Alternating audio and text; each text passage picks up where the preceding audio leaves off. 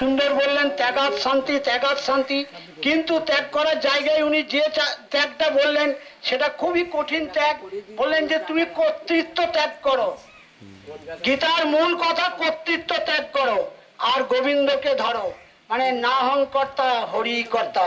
সেটা দিলীপ দা খুব ভালো করে বুঝিয়ে দিলেন যে মানে কর্তৃত্ব ত্যাগ করো, সংসার করো, সবকিছু করো, কিন্তু কর্তৃত্ব ত্যাগ করো। আর কি ধরবে তাহলে? কর্তা কাকে বলবে না? হরি গোবিন্দ কর্তা। কর্তৃত্ব ত্যাগ করো আর গোবিন্দকে ধরো। আর আমার বন্ধুবর সত্যনারায়ণ মুখার্জিও তার গীতা সম্বন্ধে, তার গীতা গ্রহণ সম্বন্ধে খুব সুন্দর বুঝিয়ে দিলেন যে ভগবানই সব শ্রেষ্ঠ, তার মনের মধ্যে ধারণা এবং তাকে কৃষ্ণ নামে এবং কৃষ্ণ ভক্তিতে এগিয়ে নিয়ে গেছে।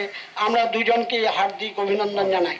আমি এখানে গীতা যজ্ঞ আসরে গীতা পাঠক শ্রী অধীর কুমার কৈবর্তকে আমি তার অভিজ্ঞতা সম্বন্ধে কিছু পর্যালোচনা করতে বলছি।